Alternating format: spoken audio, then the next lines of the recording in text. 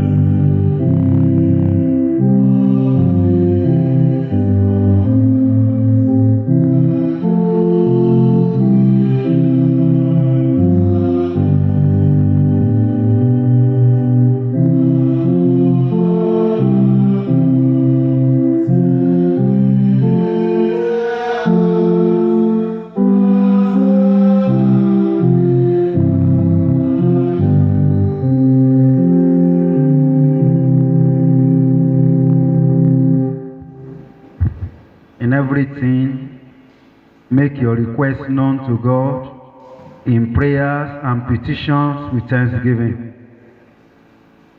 God is spirit, and those who worship him must worship in spirit and in truth. Beloved, as we have approached our holy God, we realize that we have sinned and come short of his glory.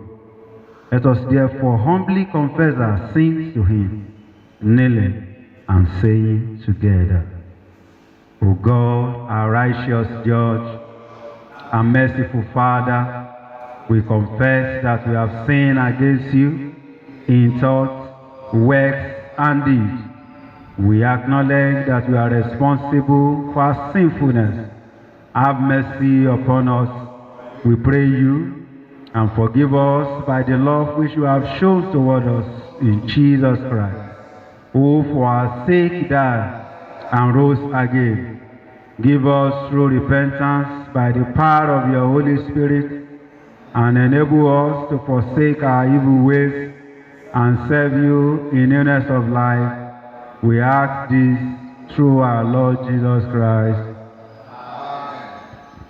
May the Almighty and merciful Lord grant unto us pardon and remission of all our sins, time for amendment of life, and the grace and comfort of the Holy Spirit. Recognizing that God has forgiven us, because Jesus, the Lamb of God, has died for us, let us adore him, saying, Salvation belongs to our God, who sits upon the throne, and to the Lamb. Blessings and glory and wisdom and thanksgiving and honor and power and might be to our God forever and ever. Amen. You have dwelt well with your servant, O Lord. Blessed are you, O Lord. Your word is a lamp to our feet. Psalm. The appointed psalm for this service is Psalm 81. Verses 1 to 10 shall be taken responsorially. Psalm 81. O sing joyfully to God our strength. Shout in triumph to the God of Jacob. Make music and gaze upon the God. Sound the blues and the melodious harp. Blow the ram's horn at the new moon, and at the full moon of a day of festival.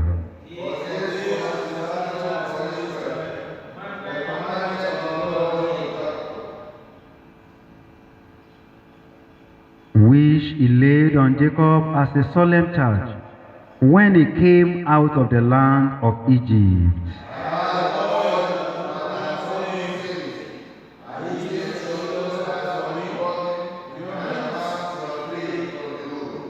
You call to me in trouble, and I rescue you.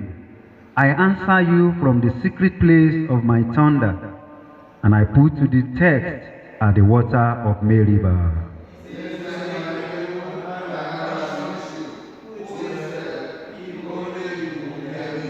There shall be no strange gods among you, nor shall you bow down to the healing God.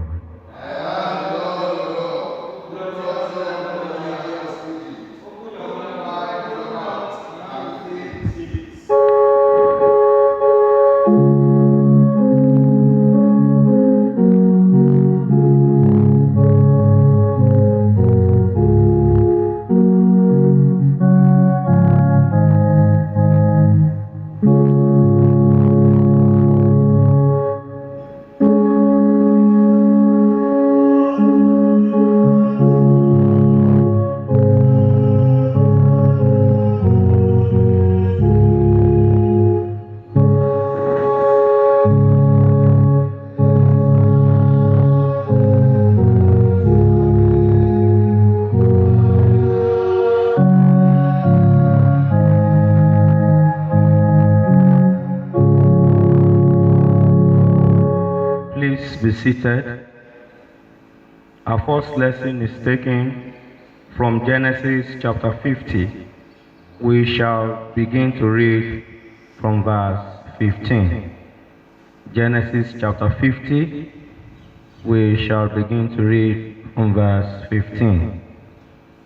And when Joseph's brethren saw that their father was dead, they said, Joseph will peradventure hate us, and will certainly requite us all the evil which we did unto him. And they sent a messenger unto Joseph, saying, Thy father did command before he died, saying, So shall ye say unto Joseph, Forgive, I pray thee now, the trespass of thy brethren and their sin, for they did unto thee evil. And now, we pray thee, forgive the trespass of the servants of God, of thy father. And Joseph wept when they spake unto him, and his brethren also went and fell down before his face. And they said, Behold, we be thy servants. And Joseph said unto them, Fear not, for I am high in the place of God. But as for you, ye thought evil against me, but God meant it unto good, to bring to pass as it is this day, to save much people alive. Now therefore fear ye not. I will nourish you and your little ones. And he comforted them, and spake kindly unto them. And Joseph dwelt in Egypt, he and his father's house. And Joseph lived 110 years. And Joseph saw Ephraim's children of the third generation, the children also of Machir, the son of Manasseh, were brought unto Joseph's knees. And Joseph said unto his brethren, I die, and God will surely visit you, and bring you out of this land unto the land which he sware to Abraham, to Isaac, and to Jacob. And Joseph took an oath of the children of Israel, saying, God will surely visit you, and ye shall carry up my bones from hence. So Joseph died, being 110 years old, and they embalmed him, and he was put in a coffin in Egypt. This is the word of God.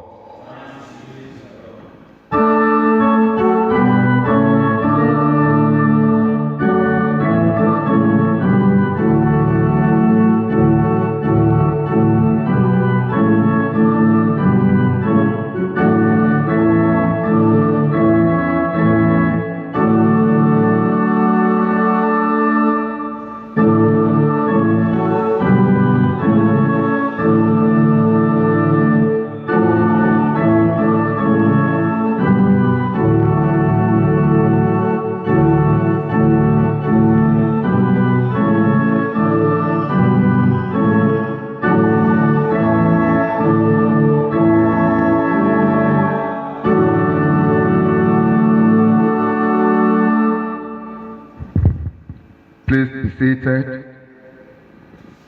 The second lesson for this service is taken from 1 John chapter 2. We start the reading from verse 8. Again, a new commandment I write unto you, which thing is true in him and in you, because the darkness is past, and the true light now shineth. He that said is in the light, and hateth his brother, is in darkness, even until now. He that loveth his brother abideth in the light, and there is none occasion of stumbling in him. But he that hateth his brother is in darkness, and walketh in darkness, and knoweth not whither he goeth, because that darkness hath blinded his eyes. I write unto you, little children, because your sins are forgiven you for his name's sake. I write unto you, fathers, because ye have known him that is from the beginning. I write unto you, young men, because ye have overcome the wicked one. I write unto you, little children, because ye have known the Father. I have written unto you, fathers, because ye have known him that is from the beginning. I have written unto you, young men, because ye are strong, and the word of God abideth in you, and ye have overcome the wicked one.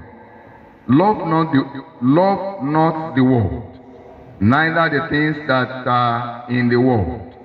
If any man love the world, the love of the Father is not in him. For all that is in the world, the lust of the flesh, and the lust of the eyes, and the pride of life, is not of the Father, but is of the world. And the world passeth away, and the lust thereof. But he that doeth the will of God abideth forever.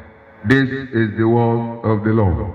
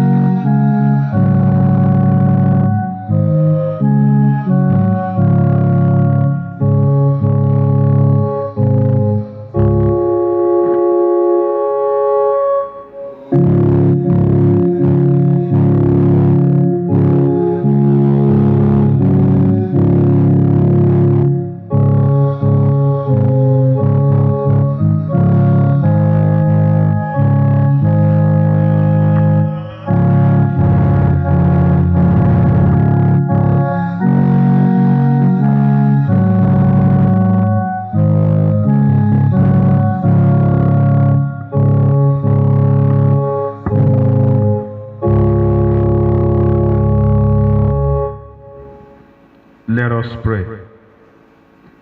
Most gracious Father, we appreciate you for your presence in our life, for the meaning your word keeps making in our lives, and for the sustenance of your word, even in a time like this. Lord, receive our thanks in the name of Jesus. As we go through your word, may you interpret your word in our hearts in the name of Jesus. And by the help of your Holy Spirit, you will give us the grace to be doer of your word in the name of Jesus. Thank you, most gracious Father. In Jesus' mighty name we have prayed. Please be seated. We want to give thanks to the Lord for the opportunity He has given to us today to be alive, to see this 6th Sunday in Trinity. We give thanks to the name of the Lord, and we want to appreciate our Father in God, the Diocesan Bishop of this mega diocese, for the privilege given to us to relay the mind of God to the Church of God. And it's our prayer that as we have come today, the good Lord will shower His blessing upon our lives in Jesus' name. The theme is the futility of worldliness. The futility of worldliness. And the text is 1 John chapter 2, verses 16 and 17. 1 John chapter 2, verses 16 and 17. For all that is in the world, the lust of the flesh, and the lust of the eyes, and the pride of life, is not of the Father, but is of the world. And the world passeth away, and the lust thereof. But he that doeth the will of God abideth forever.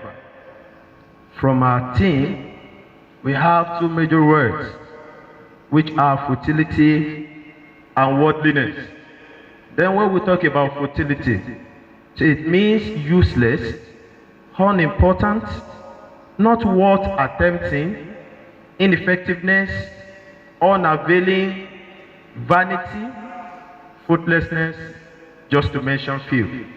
But when we now also talk about worldliness, is familiarity with the ways of the world, or the quality of being concerned with earthly matters, or we can also say the act of being concerned with secular rather than sacred matters. Then the word futility and worldliness could be said to mean vanity of the heart of being concerned with earthly or secular rather than the sacred or spiritual matters. From our text, Apostle John, in his first letter to believers, is saying that they should not love the world, neither the things that are in the world, which are the lusts of the flesh, which is craving for sensual gratification, the lust of the eyes, which is greedy longing of the mind, and the pride of life, which is the assurance in one's own resources or in the stability of earthly things, which are not of God, but are from the world. Apostle John is also saying that the world we are passes away and disappears, and with it the forbidden cravings. But he who does the will of God and carries out his purposes in his life abides forever. Jesus says we are not of the world, but we are sent into the world, sanctified by the truth which is the word of God. John 17:15-19. These are all reminding us of the importance of our presence in this world of futility, which we are to carry out the following major mandate of the Most High. The first of it is to demonstrate the oneness in God's earth. That is God the Father, the Son, and the Holy Spirit, according to John 18:21. The second one is to demonstrate and show the love of the Father to the world of confusion. We are meant as believers, as children of God, to display the love of our Father to the world, to show them love, And the third one is to declare God's name to the world. John 18, verse 25. The fourth mandate we have is to behold God's glory, which should be the driving force for all of us as believers. John 18, verse 24. Brethren, do you know that the absence of oneness in today's world has resulted to intertribal and interethnic war? There is intra and interdenominational war or battle. There's also intra-family conflict, just to mention but a few. Talking about the love which we are to show to the world. Do we really love one another as ourselves? Do we really express the love which exists between God the Father and the Son? Are you really showing this love to your neighbor? Are we not trying to justify ourselves by saying, oh, I am weak, I am vulnerable, I am frail, and that's why we are hating ourselves? Because people are disappointing one another, we have no excuse. Our failure has actually caused a series of problems in our generation. Apart from that, we want to say that our failure as believers and church has resulted to the insecurity, the emergence of kidnappers, ritualists, the vandalization of worship center and others. These are all due to our failure in discharging our mandate accordingly. Due to our distraction from God's glory and declaration of His name, most of us now focus on pride of life, self-gratification, monetary pride, gigantic building, very mighty auditorium, at the expense of the victim of the world of futility. The futility of the world had engrossed us with unrewarded yearning for power. Everybody wants to access power. With the longing for money, we all want to. Even if you ask a younger child, what do you want? Say money. And when you are asking, how much? Say millions. Everybody just wants money by all means. We all want fame. We want to be popular. Many people, because of fame, they chose to be naked, exposing their body, all because of what we perish, what is not permanent. Now we are in the world of fashion. People are now crazy about fashion. The world is now talking about toning, tilting, trending. What is in trend? Nakedness and the likes, which lead many to endless regret of agony and pain. We are engrossed with the concept of me, my body, my office, my room, my house, my car, my property, and all this myself syndrome. In 1 Corinthians 3 from verse 13, the word of God says, every man's work shall be made manifest, for the day shall declare it, because it shall be revealed by fire, and the fire shall try every man's work, of what sort it is. If any man's work abide, which he had built thereupon, he shall receive a reward. If any man's work shall be burned, he shall suffer loss, but he himself shall be saved, yes, so as by fire. We want you to reflect on this basic fact. All our work, everything we do, the Bible says, shall be made manifest and declared. The second one is that all these our activities shall be revealed and be tried or tested by fire. And the third one, it says, great reward await whosoever work can stand the fire. And those whose work will be burned by fire will suffer loss. I pray, may we not suffer loss at the end in the name of Jesus. If all you ever labor or work for is to have properties like houses in every part of this country and abroad, get different fleets of cars, marrying wives, having children, you remember, you cannot have as many wives like Solomon. And if you want to equate yourself with it, whether you are striving for positions to become president or to occupy wherever you want to become, remember, all these things are not permanent. Nothing in this world is forever.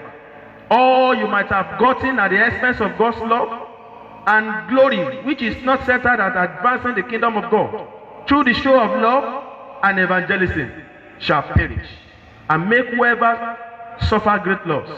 The rich man enjoy all he was to have in eternity here on earth, and he suffered great loss in eternity.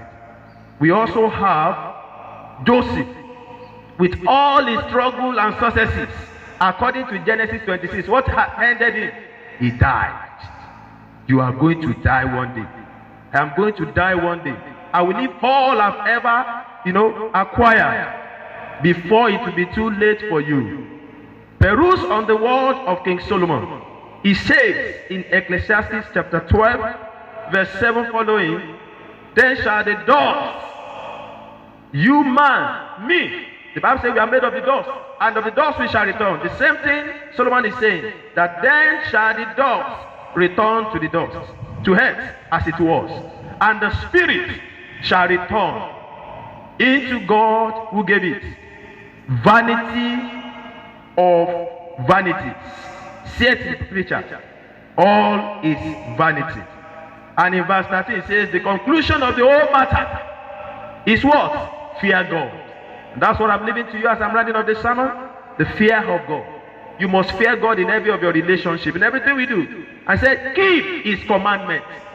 If you don't want to end everything in this world of futility, you must keep God's commandments by showing love to others, loving the church of God, loving those whom Christ has actually died for, and to end it all is make disciples of Christ.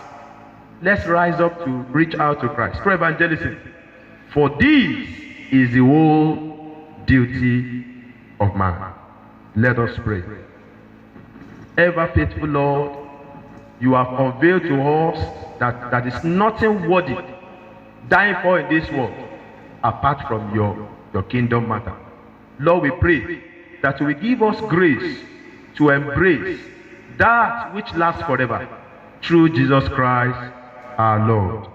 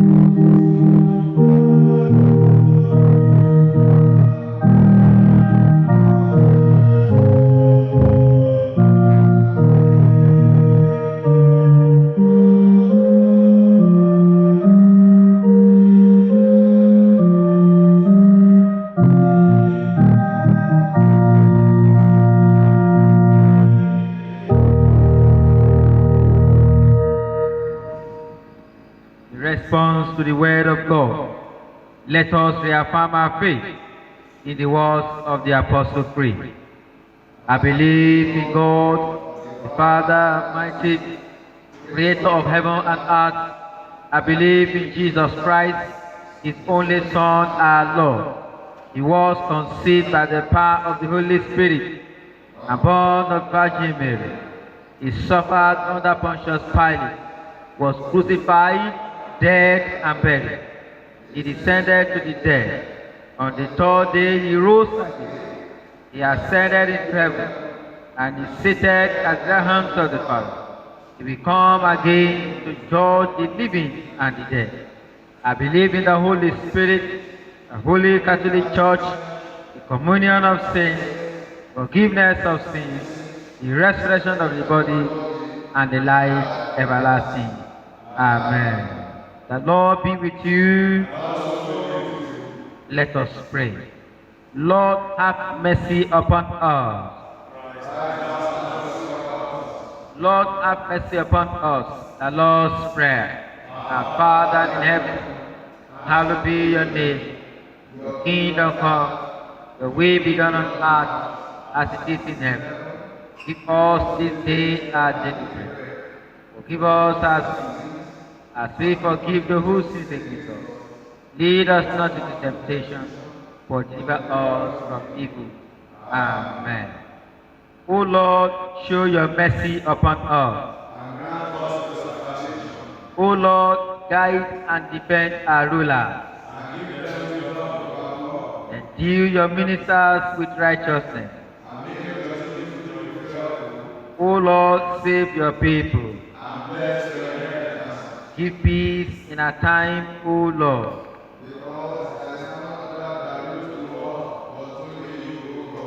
O God, make clean our hearts within us. The collects and other prayers. The Lord be with you. Let us pray. Lord, you have taught us that whatever we do without love is worth nothing.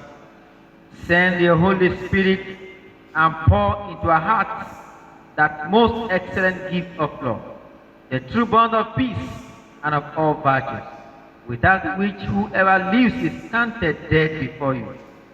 Grant this for the sake of your only Son, our Savior, Jesus Christ. Amen. O God, the author of peace and lover of concord, in knowledge of whom stands our eternal life, whose service is perfect freedom. Defend us, your humble servants, in all assaults of our enemies, that we, surely trusting in your defense, may not fear the power of any adversary, through the mind of Jesus Christ our Lord. Amen. O Lord, our Heavenly Father, Almighty and everlasting God, who has brought us to the beginning of this day, defend us in the same with your mighty power, and grant that this day we fall into no sin, neither run into any kind of danger, but that all our doings may be ordered by your governors, to do always what is righteous in your sight, through Jesus Christ our Lord. Amen. In continuation of our prayers, we shall pray for our nation Nigeria, the Church Universal, and other prayers. The Lord be with you. And also with you. Let us pray. Almighty and eternal Father, we bless your holy name, for you are God, and nothing can be compared to your awesomeness. Thank you for your love and mercy upon our nation Nigeria. May you receive our thanks and praise in Jesus' name. Amen. We pray for Muhammadu, our president, Yemi, his vice, and for the governor of Ogun State, as we use them as the point of contact to others in position of authority. May your hand direct them. We pray, Heavenly Father, for as many that are in custody of kidnappers in our nation Nigeria. We pray you, Lord, to send them deliverance from above. Amen. Send them victory and freedom from above. Amen. In the name of Jesus Christ. Amen. And we pray that there will be perfect peace in our nation Nigeria. Amen. In Jesus' mighty name we have prayed. Amen. Father of all, the rock of whom the foundation of the church stands, we pray you, O God, that you bestow your blessings upon the Church Universal, especially the Church of Nigeria Anglican Communion. Holy Father, we pray for Henry, our primate, Olushina, our Archbishop, Babatunde, our Bishop. We pray you, O God, that you give them courage and boldness to speak the truth of your word in these confused generations. We pray, O Lord, that your kingdom will be enlarged through their ministerial duties. In Jesus' mighty name, we have prayed. We pray for all Christians and all members of our diocese. Lord Jesus, as we go into the world this new week, we pray, O God, that we are not going even into the world, even to go and misuse your opportunity that you have given unto us. In the name of Jesus, we ask that your hand will direct us. We pray, O God, that your blessing will be upon us. In everything that we are going to lay our hands upon this week, may we prosper in the name of Jesus. and the blessings of God Almighty from above will be unto each and every one of us. Thank you, our dear Father. In Jesus' mighty name we have prayed. Amen. Brethren, let us bring our personal request to the throne of grace, believing that He will hear us.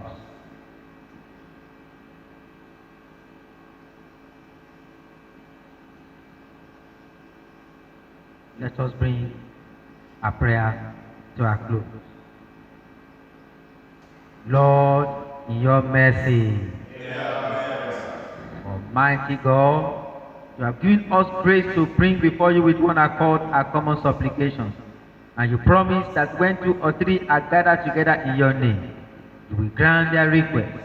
Fulfill now, O Lord, the desires and petitions of your servants, as may be most expedient for them, granting us in this world knowledge of your truth, and in the world to come, the fullness of eternal life.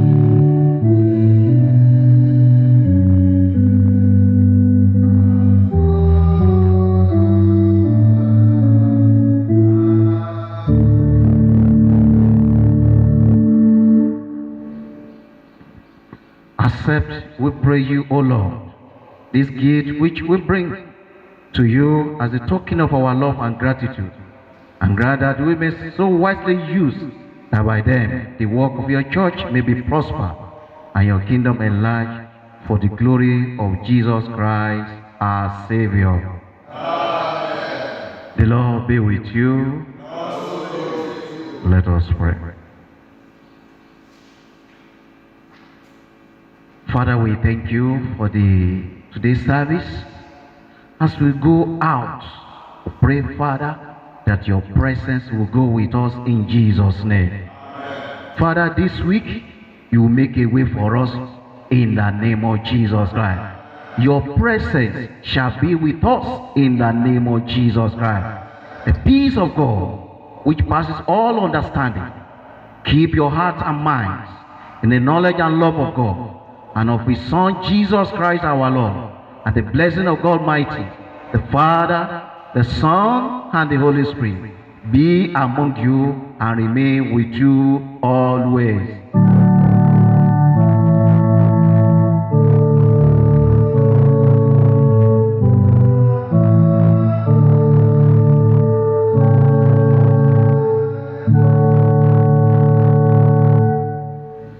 Second Corinthians chapter 5, verse 17, together. Therefore, if any man be in Christ, he is a new creature. All things are passed away. Behold, all things. Christ in you. Christ in me. Christ in all. The blessing of the Lord be upon you. With Ryan.